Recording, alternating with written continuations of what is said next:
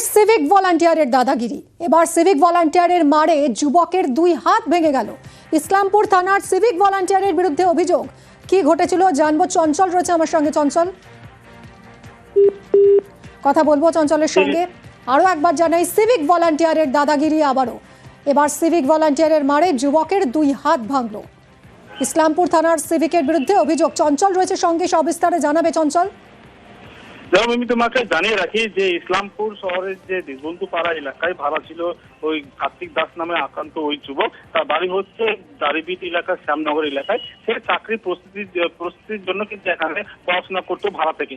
গত সপ্তমীর সন্ধ্যায় যা অভিযোগ উঠে আসছে যে ওই যুবক যখন বাড়ি থেকে যখন বেরোয় দোকানে বাজারে যাওয়ার উদ্দেশ্যে, তখন কিন্তু ওই সিভিক ভলেন্টিয়ার কার্তিক যে লাভ রয়েছে হরেকৃষ্ণ সিভিক ভলেন্টিয়ার, সেই ভলেন্টিয়ারের স্ত্রী সে তখন রাস্তায় ছিল এবং তার কাছ থেকে মোবাইলটি নেয় এবং তার বাড়িতে ফোন করবে বলে।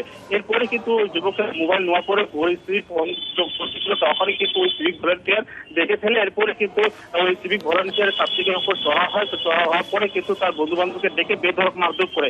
এই ঘটনায় কিন্তু ওই যুবকের 2 হাত ভেঙে যায়। এরপরে সিভিক ভলান্টিয়ারের বিরুদ্ধে কোনো ব্যবস্থা নেওয়া হয়েছে? যখন ইসলামপুর থানা পুলিশ সূত্রে যেটা জানা গিয়েছে যে এখনো পর্যন্ত পরিবারের তরফে কোনো অভিযোগ জমা পড়েনি, তবে অভিযোগ জমা পড়লে নিজস্ব সুনির্দিষ্ট ব্যবস্থা নেওয়া হবে, এমনটা কিন্তু পুলিশ সূত্রে জানা গিয়েছে। ধন্যবাদ। এখন আপনার ছেলের কি অবস্থা? ছেলে আমার নার্সিংহোমে ভর্তি আছে। হাত ভেঙে গেছে? হাত 2 হাত ভেঙে ঘোরাঘোরা করেছে একদম। সামনে পরীক্ষা 13 তারিখে। কি মারছে কে? ওই যে সিভিল পুলিশ মারছে? নিয়ে গেছিল মোটরসাইকেল দিয়ে, একদম নিয়ে মাইরে ফেলাই।